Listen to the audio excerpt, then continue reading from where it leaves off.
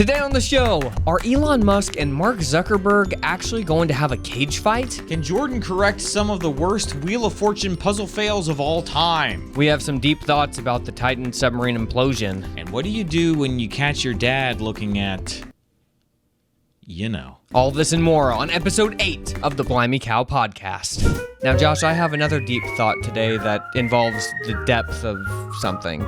Thank you so much to our new supporters at supportblimeycow.com. Those folks are Caleb Newen, and yes, I did have to look up how you pronounce that, and Picmanicus. I love all of you guys and your wonderful names. Also, thank you to Unbound for sponsoring this video. Hey everybody, welcome to another episode of the Blimey Cow podcast. My name is Josh. I'm Jordan, and we release this podcast every Friday in the morning. So we don't really know what time. Hopefully in the morning. Make sure that you like, subscribe, hit the notification bell, whatever you need to do to remember that happens. All right. Hi, Jordan. How's your day going? Pretty good. I stayed up kind of late last night. You seem a little tired. Well, late for me is 11 p.m. I was in bed by 9. What'd you stay up so late? I was finishing my downstairs bedroom that I've been working on for 2 years. Like a year and a half. It's been almost 2 years. Isn't that crazy? How many projects do you have going on right now? Well, I'll tell you. Eddie came over, my neighbor, who helps me with some stuff, and we know Eddie. Okay, I just if the podcast is popular, that's who knows? True. And so he came over one time. He was going to show me how to do something real quick, and he was like, "Jordan, you have too many projects going on at once. You need to just focus on one at a time." And I said, "Will do." So ever since then, I've just focused on finishing the downstairs. So now that's done, checked off the list. Now Sarah's just going to do the design work in there. Okay. And then I'm going to go outside and finish the underground doghouse that we've been talking about. All right, very good. And what do you got to do left with that? Just the same thing as waterproof the top, and then I've got to build the retaining wall in front of it, hobbit hole. Dogs go inside. Okay, very good. Well, awesome. Well, our ongoing project around here is that Kelly is at 33 weeks pregnant, so we're almost getting to that point where at any point, and this is what I'm hoping is that while we're recording the podcast one week, oh, that'd be funny. Kelly comes down, waddles down here, and says, "It's time." I think, because imagine what that would do for the show. What happens then? I stay here, obviously, and I finish it out. Yeah, you would call Sarah, I guess, and it would be our first guest host. Yeah, okay. It's like Kathy Lee is off, and so then we get somebody else in. Search for a new co-host. This is going to be a really fun episode of the podcast. I'm so pumped. Yes, let's get to it, Josh, because I found out something yesterday that I immediately texted you and said, this has to be good news, bad news. Is it good news or bad news? Here we go. I saw that Vanna White? I think his name is Vanna White. Okay, well, so the UFC president came out and said that he was literally in talks with Mark Zuckerberg and Elon Musk about doing an MMA fight. I was talking to both Elon and Mark last night. Both guys are absolutely dead serious about this. They both said, yeah, we'll do it. Which is hilarious. What do you think percent chances that this is actually going to happen? I think that Mark Zuckerberg is 100% ready to do this because he's actually talented at MMA, but he's talented at jiu-jitsu. He's wins tournaments and stuff as far as I understand.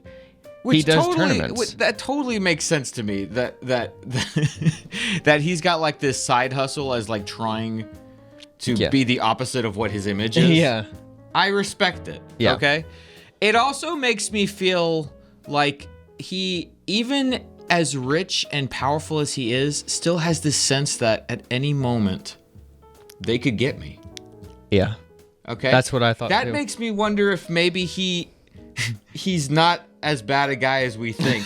Because if he's worried that they're gonna come for him, maybe he's got info he wants to drop at some point. He's like, I gotta be ready.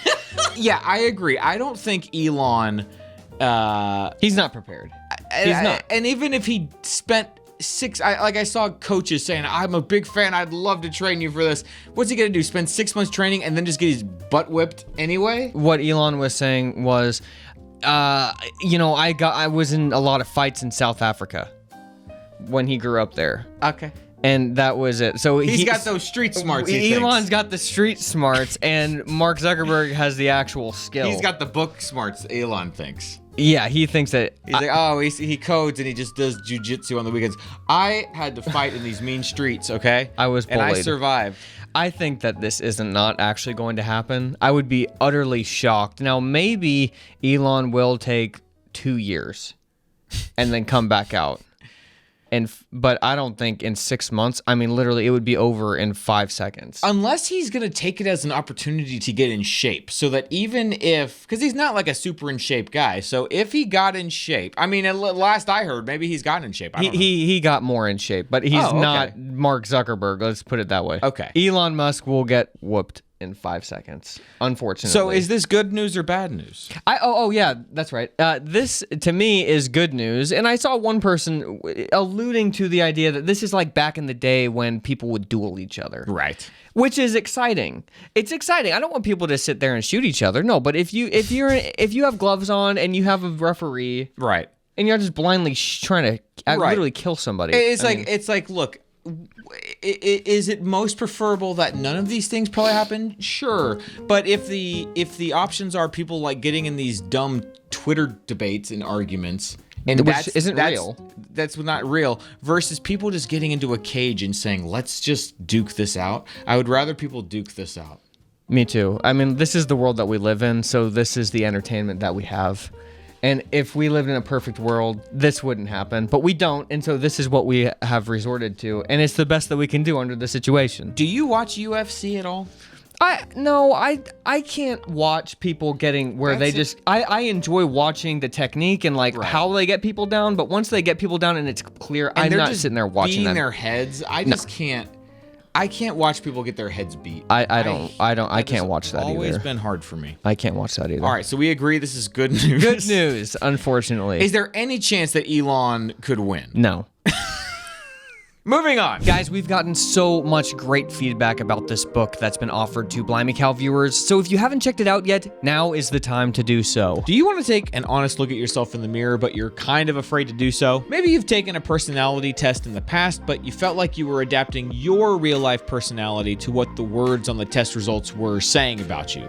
Don't do that. Our friends at Unbound just released an awesome book called The Personal Triangle, the skills you need to live life well, and they're offering a free download of the full-length book exclusively for Blimey Cow viewers. The crew at Unbound, they're friends of ours. They invited me to come speak at one of their events earlier this year. I love those guys and girls. They specialize in training young adults with the skills and abilities they need to live and work effectively in the real world. Here's the honest truth. Your gifts, strengths, and skills can't be crammed into 9 categories, 16 types, or 4 quadrants, or whatever. You are far more uniquely created than that. Back to this book they're offering for free. It's not a personality test. It's way more than that. It's a model to help you capitalize on your core strengths. You'll have to intentionally account for your weaknesses and then grow in the direction that your interests take you. If that sounds cool to you, visit beunbound.us/BlimeyCow to download your free full-length copy today. Again, that's beunbound.us/BlimeyCow. Check it out. Last week, we asked the fine folks in our audience, what is a movie everyone loves that you hate? And this is what they said, Jordan. This is what they said. I have one very clear answer, like can't wait to without hear a it. doubt. I can't wait to hear it. Hey, I hope you have a great day. 1245 said, I don't like Wall-E. I have a difficult time understanding why other people do. Well, it's a pretty prophetic movie. Did you see Wall-E? Yeah, Wall-E? I've watched Wall-E. I don't remember why somebody wouldn't like it. I remember it being like pretty well paced for the most part. I mean, it definitely, like, there's a lot of, like, people made a big deal that there's no talking at the beginning of the movie, but it's... Yeah, I don't know. I love remember that movie. Yeah, I do too. At Homeschool and Grace said, hello, I love the podcast, and the movie I hate and everyone loves would be The Greatest Showman. You said you haven't seen The Greatest Showman? I haven't seen that. Okay. But the music was just played too much. And so I just don't know if I can go into it with a clean conscience. Yeah, a clean conscience. KR was something. What's a movie everyone loves but I hate? The Princess Bride. Yeah, show yourself out now. Get out of here. Do you like The Princess Bride, Jordan? Of course. It's okay. a hilarious movie. Okay. In fact, I was just watching The Nanny with Sarah last night. Sure. Of course, you know, and the guy, the short guy who was like poisoning everybody. Wallace Shawn. He was in there. He plays like the same character in every single show. Everything he's on, he's that same guy. He's so funny. Yeah. Okay, Jordan, go ahead and tell us, what is a movie that you hate that everyone loves? Elf. Oh yeah. I hate that movie. It's not even that I don't like it. I wish that it never existed. That's how much I despise that film.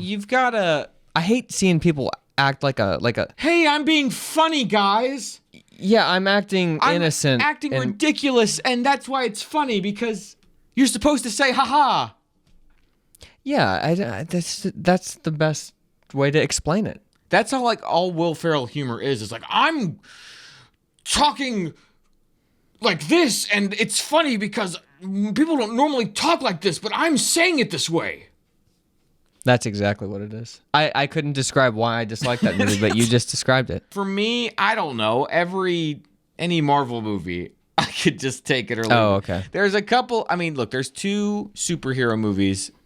Well, a few more. But like Spider-Man 1, 2, and 3. Yeah. And 3. Okay, it's important. So you know that I'm just a fanboy. And then, I know, that's why I was giving context. Thank you. And then, obviously The Dark Knight. Yeah, I don't consider that a superhero movie. Right. I should. I don't consider Spider-Man. Maybe that's the thing. When I watch Spider-Man, I'm not like, I'm in the mood for a superhero movie. I'm like, I'm in the mood to watch one of my favorite movies of all time. And that movie is Spider-Man 2. I think because that's what paved the way. They were doing something new by making these superhero movies. Yeah. And then The Dark Knight, he was doing it a different way. Right. So it feels like the same. It's kinda, more. Maybe it's that it sort of feels like, hey, what if this actually happened to somebody? What if this was really happening? And Spider-Man, even though it's so over the top, it feels kind of rooted in reality to some degree. Like, what if just some weird guy just all of a sudden got these spider abilities? What would he do? Oh, he would have a hard time getting a girlfriend. And so, what I mean? I think that's what makes Spider-Man so good. Yeah. All right, there you go. Question of the week. Let's do some Christian meme review.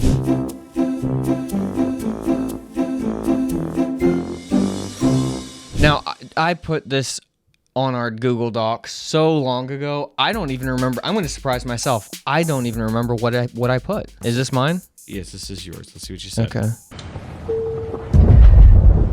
Doesn't matter, because I'm going to take a nap.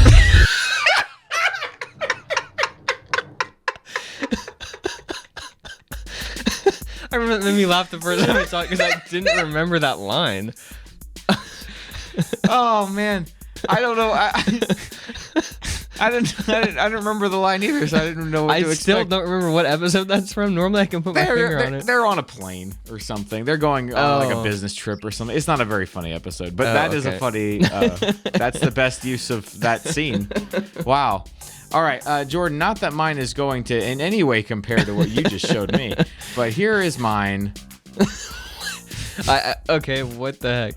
Youth pastor, if we get 100 kids at youth group, you can shave my beard. For some reason, when I saw this picture, I thought it was inappropriate. And I don't know why. Yeah. That's how bad this is. Sorry. It's kind of nasty looking. There's nothing inappropriate about it, but there is at the same time. Yes. All right, Jordan. Well, we'll talk about it in a second. Here we go. 2 can play that game. Jordan, did you hear that Pat Sajak is retiring? I did. We knew this day was coming. Yeah, let them. You know what? I understand it. He's older than he seems. He is. Yeah. I don't know how old the man is. He's had some work done, I would imagine. They all have. They're all like in their 90s. Yeah. Here's the thing though. If you ever see any of these people in real life, you don't even recognize them. They don't look anything like. Well, they look like marionettes. They look like they do. Yeah. Every famous person you run into that's older looks like a marionette. Yeah. It's sad, but the man, all he does is travel. So he's just not going to do the work and still travel. Yeah, basically. I mean, honestly, like it's a pretty sweet gig. You know, Oh, he just works that's a great. couple of days a week, I'm sure. He's probably just bored of it. He's probably just, it's Yeah. not even like it's hard work. He's just tired of doing it. But that's what's so great about him as a host. That's his shtick, is that he kind of doesn't want to do the show, Yeah. but he's here anyways. It's hilarious. I love that so much. He always has this vibe that he just wandered off the street. They asked him to host this show, and he's like, all right, well, I guess I'm here. And oh, man, tough luck there on that puzzle, buddy. You know, that's the attitude. Well, Jordan, in honor of Pat Sajak, who we spent just so many years hanging out with Pop and Grandma and watching Wheel of Fortune at their house in Florida, I did a deep dive on the biggest fails that I've ever seen on puzzles for Wheel of Fortune. Okay. And I want to see if you can do better than the fine folks that failed so badly. So you're gonna show me the puzzle where they failed, and I should be able to get it. Yes. Now, my Wheel of Fortune game is horrible, but once I started doing Wordle every day, next thing I know, I'm like, I'm a wheel prodigy. Well, do better than this guy. Yan, sand, van, canned, jan, pans, fan, band, wand, wand, oh!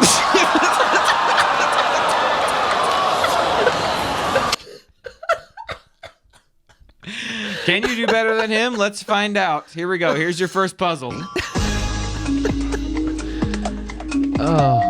Edgar. Fish love? Sorry. All right, what do you think it is? Oh man. Oh no. Did you know what this was when you saw it? Yeah. It's not fish. No. I didn't think so. Is it wish? Yes. Wish list. There you go. You got it. I'm not even going to give you the category for these. They should be so No, obvious. don't. Here we go. The category really helps me though. Yeah, I know.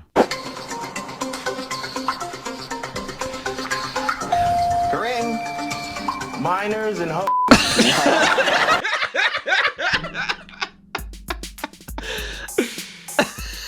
All right, what do you think this one is, Jordan?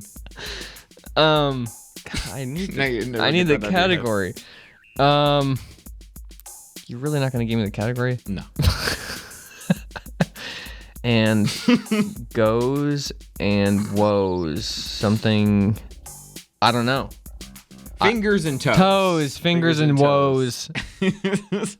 All right, here's the next one. Give me the category. No, next time. I'm not giving you the Well, category. if I say I don't know it, give me the category. Oh, and see okay. if I All can right, get all right, all right, all right. Here's our category. It's worth $1,000. Greg.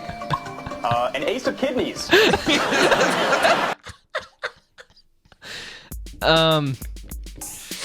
On in of an act of kindness. There you go. Good one. All right, here's the next one. Ace of kidneys. Case of kidneys. Time starts now. A group of pill pushers?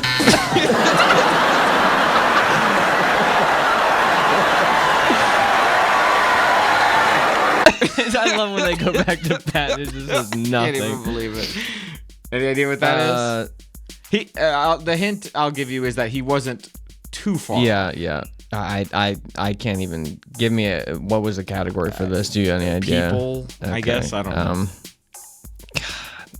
All I'm seeing is what he said at this It's point. a group of well-wishers. Oh, okay. I wouldn't have gotten Okay. that. All right, here's the last one. All right. I'm not doing so great. I'm seeing the bunny, buck, bat, And bat. Josh. Passing the bacon? No.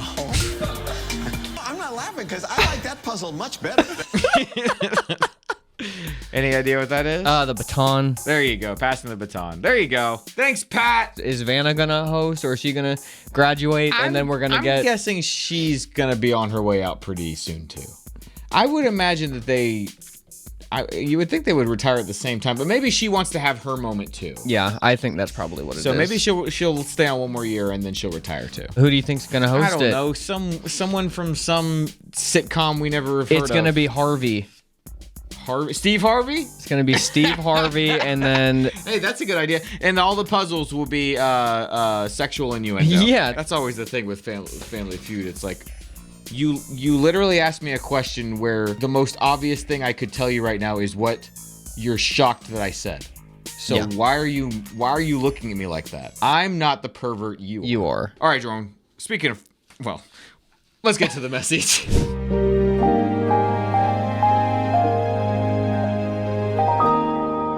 Jordan, this is a message that made me angry when I read it.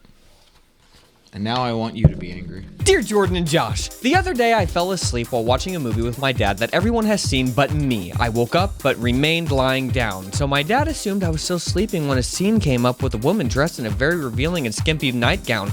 I was shocked and thought my dad felt the same and would skip the part, but I was wrong. Not only did he not skip the part, but he replayed that part of the scene with the woman several times. I cried so hard and felt betrayed since he said he was doing better with his lust issue, but obviously he isn't. I'm dumb to believe him since he hasn't gotten help for a porn problem addiction. He has had and has cheated on my mom a few times in the past. He doesn't know that I know, but what about what happened? This is heavy burden to carry, and it's affecting me mentally, emotionally, and even spiritually. I don't like being near or around him more than ever now. I don't have anyone to go to ask for help who won't get hurt by the situation. I trust your advice. Please help and advise me. Thank you. I couldn't read that worth anything. Sorry, guys. Essentially, pretty self-explanatory. I mean, she's sitting there watching a movie, and then her dad just replaying this S scene over and over again. yeah. It's a terrifying situation. You can read this question anytime anybody says, "Oh, what's the big deal about porn? Yeah. Who's it hurt? Well, It hurts your kids." there's really no good advice here. That's the problem with this. The advice, it's such a weird thing. It's not supposed to happen. So when it does, it's like you have to grow up faster than your parents. That's exactly right. And that, how do you do that? Because God created us to have that guidance, and now the power struggle or the whatever, everything is lopsided. So Yeah, that's the hard part. When I read this, the first thing that came to my head, I read this several days ago, and it just floated around for a while, and it was very frustrating to me. I just kept thinking of things that I wanted to tell this poor girl, and the main thing was that this should not be your burden to deal with. Like, you shouldn't feel guilty or bad. You didn't do anything wrong. Dad's just doing some dumb stuff. I don't think that you should feel any pressure to do this, and it's not your responsibility to do it, and you have no obligation to do it. But I think that it might be the kick in the pants that would help your dad if his child were to say to him, "I don't respect you. How can I respect you?" I'm just trying to think of how sad that would be to hear, and helpful if I was in the middle of doing a bunch of dumb stuff. But I don't want to say that as if and that's the only thing that's going to help your dad, because your dad needs to be able to fix this stuff without the input of his kids, because you're right, his actions are dictating that his kids grow up before he does. It's putting them in an unnatural position, and so I think that's what I mean. Like, when something like this happens, it's like all rules go out the window. When it comes to who should do what, when, and why, and stuff. It's almost like that's the situation that you're in, and now it makes sense what you're saying, that maybe that is what would help your dad. And obviously you're not responsible or whatever, but like, you care about your dad. If that's the thing that would maybe help him, then even if it's dumb that you have to do that, and if you don't, that's just what it is, then just if you did that, maybe it would help him. Can you imagine having a parent who, like, it's known has cheated? No, I don't understand on it, your man. mom? Like, that's so weird. That would feel like such a betrayal. It's hard because I don't really know what she should do to heal this relationship other than what you said, because I don't know even if there is a way to heal it unless everything is just out in the open. It's like, hey, here's reality. This is actually what I think of you. Yeah. And it's like, look, he should fix this stuff on his own. But if it's important to you that you guys have a relationship, he's not going to be the one to fix it. So you've got to fix it. Either do the best you can. But again, don't feel like you're responsible to fix it. But if you want to help, try to, then, good on you. All right. I think that was good. Thanks, everybody.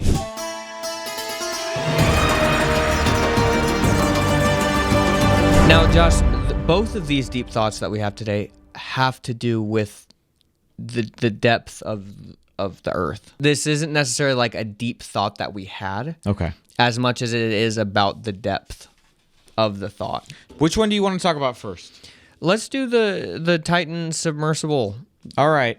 imploding. So this is, I'm sure you guys have heard about this many times, but we wanted to talk about it too because I've got questions. Josh has got a Do you question. have questions? I've looked enough up about it. Oh, okay. Well, tell me what you found. Well, so the thing imploded incredibly quickly. It seems to me like they were acting like they didn't know that it had imploded. Because the Navy had heard something and knew, oh, it probably imploded. So I consider myself a normie on this topic because I wasn't super paying attention. So to the NPC, to the normie, when this started, here's what I heard. I heard, hey, they're hearing sounds down there. Every 30 seconds, they're hearing like banging sounds. Mm-hmm. Every 30 minutes, they're hearing banging. And they've only got enough oxygen until Thursday. I didn't even hear about. I heard that they heard banging once, maybe. They were hearing it every 30 minutes. They said. Okay. That's what I was like, did I just make that up? But I went back today and searched. Yeah, that's what they were. That's what the news was reporting. It's hard to know. Like, I mean, I don't trust the news at all. So it's like when I hear something like that, it makes me feel like they're just wanting me to watch them more. Right. So when I heard that all communication disappeared, it was like, okay, what are the chances? Like, of course it imploded. Like, what else? What else would it be? And then when I was listening to James Cameron, Josh, your beloved James Cameron, visionary director. He was going to be on this submarine, or I guess, but he like realized that it looked kind of janky, and he was like, I don't know about this, so he didn't do it. And then he was going to go down on this one. It was with this company like a couple years ago or a year ago. or something okay. Like that. So not on this specific one, but it was going to be on this submarine though. Okay. As far as I understand. He said hard pass. Anyways, so he said that I guess there's like a submarine kind of like group of people who do this kind of stuff. And so when he was researching about the submarine and looking at it, they were like using Xbox controllers to like maneuver this thing around. Yeah. And he just thought no. And then when he heard that the news broadcast that they lost all communication, he knew for a fact that it had imploded. Yeah. Because the thing that sends out the communication is on a completely entirely different system. And they lost communication on both things at the same time. Sense. So he was like, why are they even looking? Yeah. Like, obviously this would happen. So then it just seemed like, well, was the news was like just trying to get people to watch? I don't know. None of it made sense. The most charitable explanation for what the Navy did is just that they're just completely incompetent, didn't have their PR, and they were like, I mean, we know it probably imploded. We don't have like the proof yet, but like that's what happened. So we're just... And then what happened was that they're in the middle of trying to investigate this. They've got reports saying, what's going on? They've only got 24 hours to shut up. And then eventually they come out and say, yeah, we heard the noises days ago. And it's like, well, wait, why didn't you tell us back then? We heard the implosion days ago. But maybe to them it was, well, yeah, we heard something down there. We didn't know what it was, but now we found the debris. Yeah, I think that's probably because when you're talking about people dying, I think that you have to like for sure know. And so when they finally found debris down there, it was like the Navy was like, okay, well, this is what we heard. We just needed some kind of proof. I wasn't even talking about that the Navy really did anything bad as much as it was like the media was just trying to hype it up to be something when they most likely had intel knowing that the Navy said maybe there was something they heard an implosion. It's like, well, who cares? We haven't found anything yet. Yeah. So no conspiracy here. This is just... Well, no. I mean, there's definitely conspiracies, but it's just how deep do you want to go? How deep do you want to go?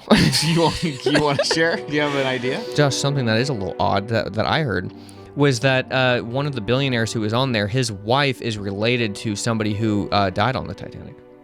I heard that too. Okay, so that's not a conspiracy. That is fact. Oh, so that confirms... That confirms that the whole Titanic was taken down because of the Federal Reserve. Yes. All right. So it's fact now. Now it's fact. That was deep. Thank you, Jordan. prayers to all the families. Yeah, really, it's crazy. That's like horrifying. That's wild that Mr. Beast like was invited to be on that boat. Can you World. Can you imagine? All right, what is this other deep deep thought? The other deep thought was Josh, the YouTube algorithm promoted to me a video that was all about, well, I didn't know what it was, but I just clicked it, you know. What is it? It looked like it was a man in a cave, and so I was like, what is this? What's this? It was called the Action Adventure Twins, and they're spelunkers. They're cavers. They go into caves, and they squeeze through, like, the little cracks, and they're digging their way through. It was the most anxiety-inducing thing I've ever seen in my life. Could never. It was... I couldn't do that. And it, you know, it made me think, it was just video after video after video of them doing this. And I thought, why? What's the point? What are you looking for? You're not gonna. It's not like you're finding anything. And it made me realize. Sarah said in the car, she was like, "I just never understood why people smoked." And I said, "I know why men smoke. I don't know why women smoke, but I'll tell you why men smoke. Men smoke. We're on Briley Parkway. Men smoke because it's this weird way of showing, hey, I know that this is bad for me, but I'm willing to." The risk, it's like this risk that I'm willing to take because I'm a man and I can take that risk. And I'm close to danger, but the danger's not going to phase me. I control the danger. It's not, so that's what I was thinking about with these dudes who were doing this was like, there's no point. Like you're going to go 2 more feet than what another human has ever gone to. Like all these caves have already been explored. So you're just putting yourself in this needless danger and you're not really exploring anything. The danger. It's just like, hey, I'm risking this, and I understand, but I'm going to do it anyways. You don't like what is at the surface, so you just keep digging going lower and lower, trying to find that hollow earth. Where is it? I don't know. They haven't found it. They haven't found it yet, but they did see some UFOs flying around down there. And Did so they? that was interesting. Huh? What? No, I'm kidding. Okay. You said that so straight. Sometimes there are these caves where there's like mud as the ceiling that could collapse on them. Oh, man. It's like, it's different than like flying a plane because at least there's some benefit. Like, hey, I can travel and go places and maybe rescue people. And I guess you can do the same thing with. Yeah, you're not going to find anything. You're only rescuing. Yeah. You're only rescuing the people who were stupid enough to go down there in the first place.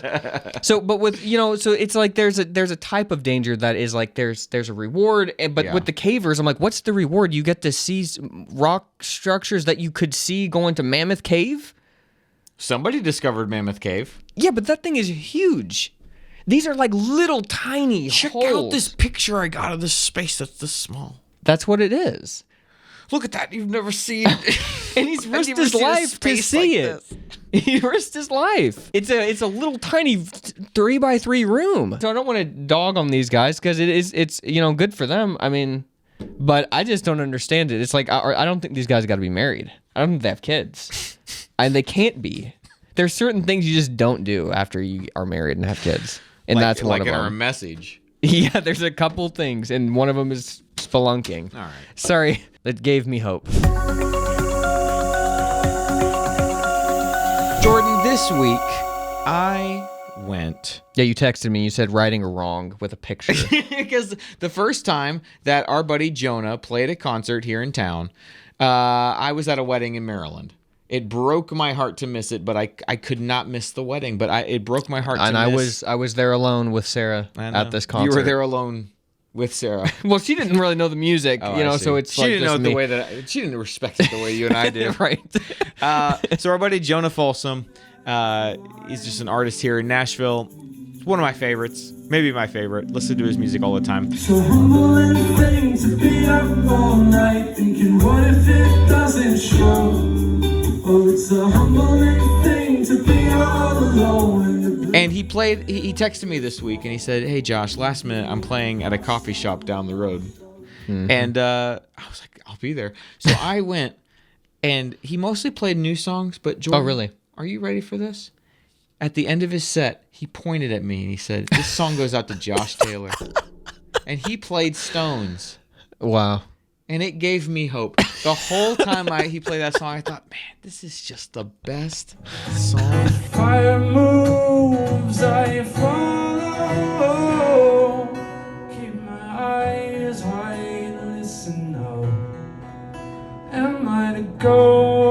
knows how much I love that song.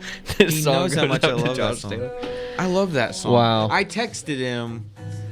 I meant to ask Kelly if we could say the name of our new baby, and I forgot to, so I'm not going to say it. But the song Stones, I texted Jonah to say if we found out about the baby and decided on his name, and I said, "Hey, this is the name of our baby, and your song kind of helped inspire it because of the story that it's about in the Bible." I see.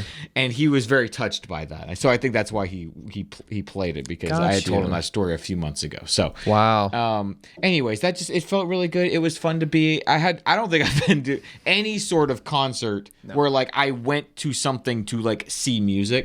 I don't think since before COVID. So it was. I forgot that feeling. And it gave me hope. Good. I'm glad. So a couple weeks ago, I talked about a little girl named Paige who has a brain tumor, and we're friends with her mom.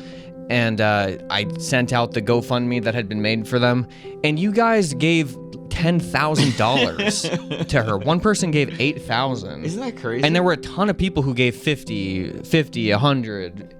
I mean, it was help crazy. her out, huh? Yeah, so they have surpassed their goal. I think that it was 35, and you guys got it to 45,000. Isn't that crazy? I mean, Thank it's you wild. guys so So much. the mom, Tina, she texted me, actually I was with her because she was in town briefly. That was when it was all happening. We just made that video, and then she saw it. I didn't tell her that we had like said anything about it, but she was like, my friend told me that you talked about it in a video, and now it's like got, $10,000 plus. And I was like, holy, I just couldn't believe it. So thank you. That gave everybody hope. So thank you so much. Jordan was completely flabbergasted by it. He kept talking about it to me this week. So thank you all so much for doing that. They did surgery on her, and I think they got 90% of the tumor removed. Okay. And now they're doing that special treatment, as far as I understand, from Texas, and it's kind of great timing. So everybody kind of gave a lot of money to help with that. So thank you guys so much. And the GoFundMe is still up, so if we'll link to it again. Yeah, we'll link to it again. Still wants to give. Cool. Thank you guys. Yeah, That's seriously. awesome. Wow. We recommend. Yeah. All right. Well, since it goes along with my, it's- it gave me hope. I'll go ahead and just say I recommend that everybody check out "Safe Place to Hide" by Jonah Folsom. One of my favorite albums of all time. That reminds me of when I was riding my bike so much, about to climb in the Smokies, because I was Which just was not a big deal. No, it wasn't a big deal. It just climbed. It was not a big deal. It really is not. If you have perspective on cycling, but it's okay. It's like a pianist like playing. There's like 2,000 people that could have done this better. In the whole world? But I was listening to the CD a lot during the training period of that. Anytime I turn that CD on, it just takes me back to that. But it's an amazing CD. When I was at the concert and he was playing the songs, it just... Yeah, it gave you hope. It gave me hope. I was just sitting there thinking, what is it about this music that hits me so hard? And I think that what it is, I went to look at when it came out, and I think that what it is that he put it out right at a time where Kelly and I had just, her mom had passed away a couple of years prior. So it was a really hard time that ended up jumping right into a really good time, because all of a sudden we started having kids, which we didn't think we could have, and right. And so, but the whole CD is about coming out of a hard time and finding joy. I see. That's life. true. And I think that's why, and especially that song "Stones" I love so much, is the whole song is about trying to figure out when you're supposed to stand still and when you're supposed to keep going. God, it's so good. Yeah. I'll get emotional if I start talking about that song too much. But anyways, you got to check out "Safe Place to Hide" by Jonah Folsom. It's sad to me, because to me, I think now if Christian music was still good, then this would be the most popular album out there. But now Christian music, on the radio, it just all sounds like it's produced by the same guy. It probably is. And yeah, it just frustrates me so much. So he wrote this incredible I mean, it's one of those CDs where it's not like the whole thing is a story, but you follow the thread and it's telling you a story from the beginning of the album to the end. It's so good. It's one of those albums where it's like he spent years kind of working on it, and then he put it out there. And kind of like you when you put out your album. And what's funny is that Jonah actually played drums on my album. He did. That's right. That's right. So that's the connection that we have with them. And we've known them for a long time. Recorded at the studio where you recorded your album. And if you do go check out the album, he also has an album retrospective where if you like the album, you can listen to him talking about each of the songs. That's on Spotify too. And I was the one who did the interview. I texted him and said, could we do this like while those songs are still fresh in your head? Because I want you to have this and I want to talk to you about the album. So I recorded that and edited it for him and stuff. And when we were at the concert the other night, Joan was like, I don't think I've seen you since we put that out. I really appreciate that you did that. That meant so much to him, and it meant so much to me that they liked it so much. So great. I love those guys. Okay, what about you? What you got? I recommend raising your own meat. That's what That's not doing. a YouTube channel. That's just a thing you recommend. Yeah, people that's do. just a sentence. I really recommend raising your own meat. It's a struggle to get there to the point where it actually is a viable like thing that you're doing, especially for people who might not even have like an acre, and you don't live kind of where the roosters aren't. Where the roosters it doesn't matter crow. if they're crowing. That's my next book, Where the Roosters Crow. Where the roosters crow. So don't take that. But yeah, we went through and butchered a bunch of our roosters last week, and we still have like 8 or 9 more to do. But I've realized, Josh, that we're really starting to become known as the chicken people because we have some neighbors who do chickens, and I'm realizing when I talk to them, it's like they're looking at me like I look at Eddie when I and I realize you're the chicken daddy. Yeah, I realize they're hanging on every word that I say. Like they're like anything that I impart. Yeah. They're like remembering it. Yeah. And that it was a weird feeling because there's not much like that I talk to people because like skills that I have are weird things like video editing and things like that. Like who you talk to that about that. But when it's like chickens, and now a lot of people are doing chickens, I know a lot about that. So it's like the first thing that's like I have this valuable skill that I can actually talk to people about that they might be significantly interested in. But really, raising meat, it's very rewarding. It tastes amazing. It's the most humane way to do it. And I would even say the way I do it is the most humane way, period. Because a lot of people now are using the kill cones for these chickens. Let me ask you this question. I don't know anything about it, and so... Well, let me ask you this question. Okay. Would you, without knowing anything about it, would you rather be killed hanging upside down with your throat slit? No. Or would you rather be killed by the guillotine? Which is instantaneous. Is it instantaneous? I thought that you could blink after for a minute. That's what I heard. You can like sometimes they see their eyes blinking. Well, I've done this multiple times and you don't. You've never seen the chicken daddy's dies never seen immediately. It's instantaneous. Look, I don't want to die either way, but I guess I would choose the guillotine. Okay, it's a terrifying way to die to get your throat slit is what I'm trying to say. Okay, yeah, no, I don't want that either. Like if you had to pick, which one would it be? And I mean, hopefully it would be the guillotine because it's so fast. You have a guillotine?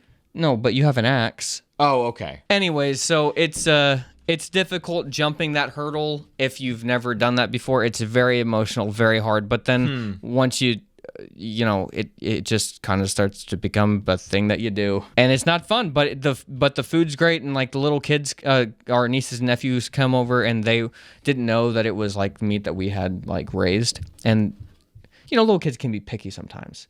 So, but they were like, "This is like the best chicken we've ever had," knowing nothing. Right. And I was like, "Yeah, that's what we raised." And then the mom was like, "Fluffy?" Really? Yeah, exactly. Natalie. Yeah, she's gone. I told you the other day that I want to come over when this happens, and you basically said to me, Josh, I don't think you want to see this. You said it in a nicer way. Well, and I said, this stuff doesn't bother me. And you said, have you ever seen it? And I said, I guess not in real life. And then you never texted me. All right, I never texted you. I forgot. I just assumed it was like silent judgment, and I just moved on with my day. That was fun. This was just as good as I thought it was going to be. Good, thank God. Well, thank you guys so much for watching. Again, we're back here every Friday, every single Friday. And thank you guys so much for those who are new supporters because of the podcast. I mean, it really keeps us going. And we're hoping that this show really builds up and Keep it building. Keep on going. Keep it building. All right. Thanks for watching, everybody. Talk to you next time. Bye-bye. Bye-bye.